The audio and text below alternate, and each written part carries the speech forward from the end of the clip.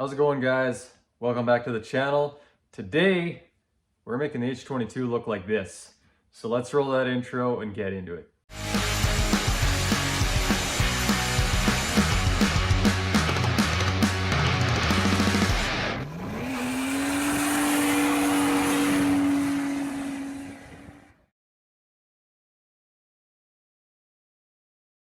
Now, before we get started, I just want to remind you guys, hit that subscribe button below if you haven't already. We got a ton of content coming on the H22 and a lot of other Honda stuff going on. So if that stuff interests you, definitely subscribe. Also, if you like what you see, hit that like button, and that just lets us know that we're putting out content that you guys are proud of, and it really helps us out with getting our videos noticed. So if you do that for us, that would be great.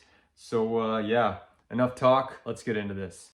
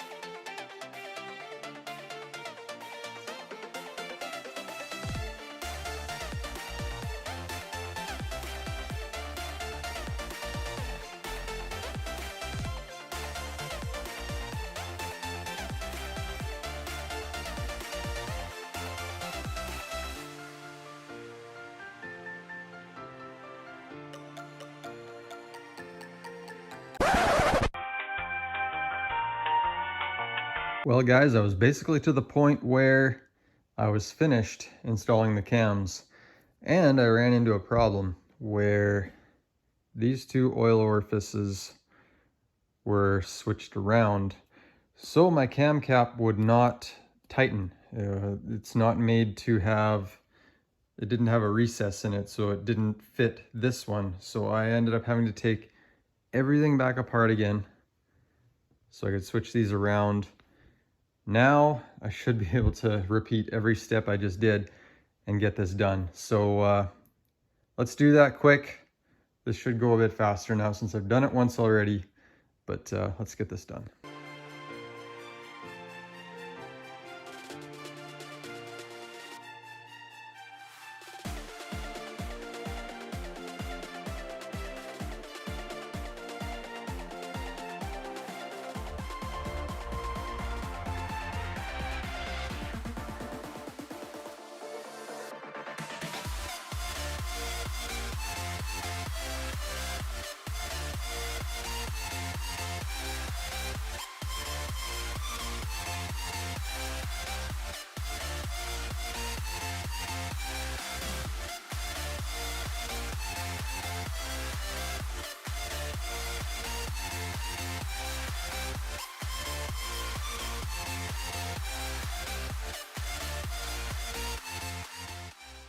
All right, guys, so it is a new day today. So I got everything torqued up top here, and we are basically done with the cams, so that's good. I got my cam gears on. I just don't have these bolts torqued yet. I will have to do that once the timing belt is on. So that's my plan today, is to get all the timing belt done, get the balance shaft belt on as well, and then maybe even get the timing cover on here. So I was planning to use my Downstar bolts for the cam gears, but they are the wrong thread pitch, so they actually did not thread in there. So my original plan was going to be to use those dress-up bolts and potentially clean up these cam gears a little bit more, and then I would have these cam gears exposed. I was gonna cut out the valve cover and a little bit of the timing cover to expose these cam gears, but because I'm using the old bolts now and the cam gears are still kind of dirty, I think I'm just gonna leave it as is. I'm probably better off going OEM with this anyway. Might be a little bit more reliable on something like this. So I also had to install this crank position sensor, which I believe is different on this motor than on the one I have in Frankenstein. So this H22 is out of a 94 Prelude, and in looking at the engine, I didn't see a wiring harness come out of it like this, and I can't remember there ever being one. This engine is a 96, which is when they introduced OBD2, so I'm guessing this has something to do with that. So I was looking online to see if I could get a new sensor for this, because this one was completely oil soaked and it was just disgusting, and I figured it'd probably be a good idea to get a new one anyway, but I could not find anything online. Everything said it was for 97 and up. I couldn't even find this in my repair manual because it's an older repair manual. So this is just a guess, but this is probably the same sensor that's used on the 97 and up. Just this one being a 96, they don't have it listed because that's when they changed the body style in 97. So they all have it listed as a 97 and up, but I'm sure a 96 is probably included in that. But either way, I didn't want to risk anything, and I know this sensor works because I was driving the car before we pulled the engine, so everything was working as it should. So I cleaned up this one as best I could. I didn't want to use any harsh chemicals on it because of the wiring. I didn't want anything to deteriorate. So I basically just used dish soap and water and a scrub brush and got it all cleaned up. I replaced the split tubing on here. I taped everything back up again to protect the wires. The wires all seemed okay. I was scared that they might be a bit brittle from being so old, but they actually look to be in really good shape, and the connector is not broken at all either. So I figure this is worth reusing. I'm trying to replace all the sensors on this engine, but these ones I think will be okay with reusing. But anyway, I got everything at top dead center right now, pretty much ready to install the timing belt. So I think I'm just gonna get started on that. Once that's on, double checked, then I can get the balance shaft belt on, and then I'll have to clean up the timing cover. I have them all sitting over there, and get those installed up front. I just have this temporarily on here with bolts just to hold it in place, but these two bolts will have to come out when I put the timing cover on, but we'll get to that later. Let's get the timing belt done.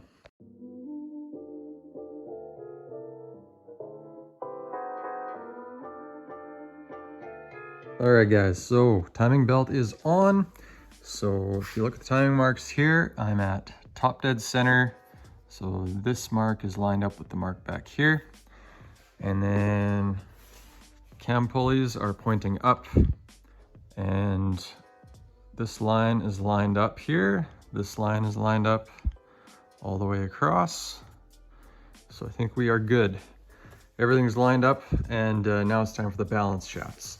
So this one, we got a timing mark here, which we got to line up with this mark right here. And on this one, there is a timing mark here, which we have to line up with this notch down here. So we're pretty close. There's also a service nut back here. So if we take that out, we can actually stick a long bolt through there, and it'll go right through the balance shaft, and it'll hold the balance shaft in place to keep it aligned when you're putting the belt on. So I may do that yet if this doesn't work out for me. I've had that off of there before, and I had to use it when I was lining this up on the balance shaft. But before I put that belt on, I have to relieve tension on the tensioner. And I did also find the torque spec for this bolt here. So I couldn't find it anywhere in my repair manual, and I did some searching online, and apparently it's not listed in there anywhere. So I found a few sources that say to torque it to 49 foot-pounds. So that's what I did. Found a few links on some of the old Honda forums, and then I also found a chart online as well, which also said 49. So I figured there was about 3 or 4 different sources that said 49. So that seemed pretty accurate to me. So yeah, 49 foot-pounds for that one. And then yeah, we're good to go. So I'm gonna pull this out of here, put some tension on the belt, and then get the balance shaft belt installed. And then we're pretty well done.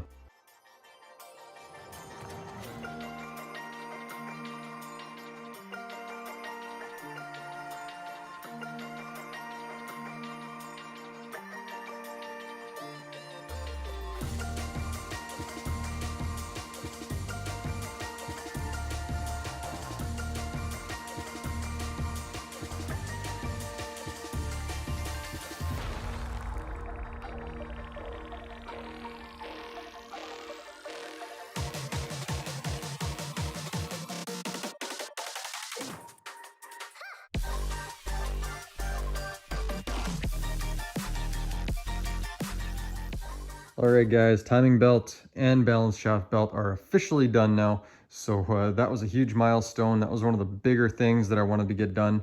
I currently have my old valve cover on here just to protect everything, since I haven't removed this one out of Frankenstein yet.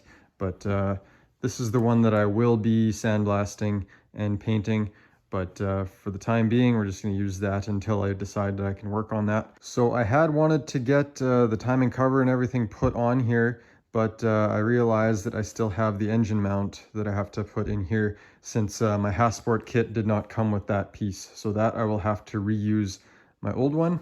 So I actually ended up cleaning it up, painting it, and I've had it curing in the toaster oven. It's cooling off now. I don't want to cool it off too quick because the paint can chip off of there. So while that's cooling, I decided I would take some time and clean up my timing cover anyway.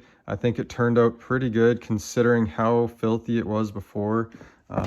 It's not perfect, obviously. There's some imperfections here where someone didn't install the pulley properly and it was rubbing and stuff like that, but it'll be just fine for what I'm using it for. It's a million times better than the way it looked before, so I'm happy with that. That'll be good enough. And I was planning on reusing the bolts for it as well, but after cleaning them in the solvent tank, this is kind of how they all look. It's not good at all, so I do not want to use these. So I'm going to head to the Honda dealer this week and I'm going to order some new ones. Since it's a pretty specific bolt, I can't really just use anything. It has to have these sleeves on it to align the cover properly. So I'm going to order some new ones of those. Can't really find anything online that's a decent price, so I'm just going to go to the dealership and order those. So right now I was actually able to get some other stuff from the Honda. I got some new temp sensors, and I got the gasket for the water neck. So I might as well install that while I'm waiting. It's not going to take very long.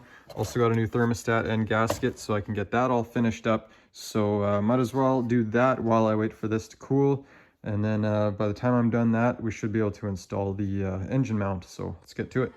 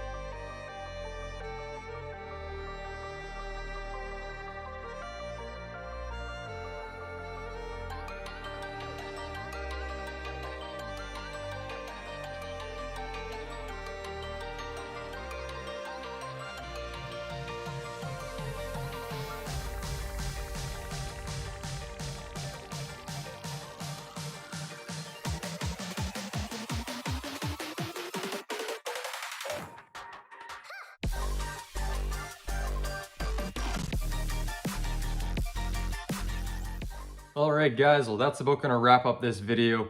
Huge progress was made in this one. Getting all the cams done, timing is done, engine mount is on here. got a couple sensors put in.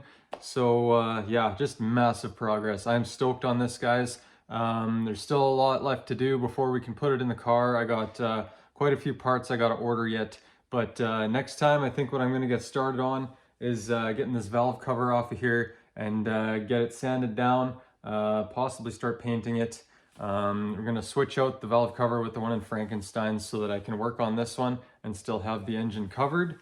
I also want to get the oil cooler installed and get some of the silicone hoses installed. So yeah, just a lot of little things that I want to work on. And yeah, just I'm so glad that we're making this kind of progress. This is awesome, guys.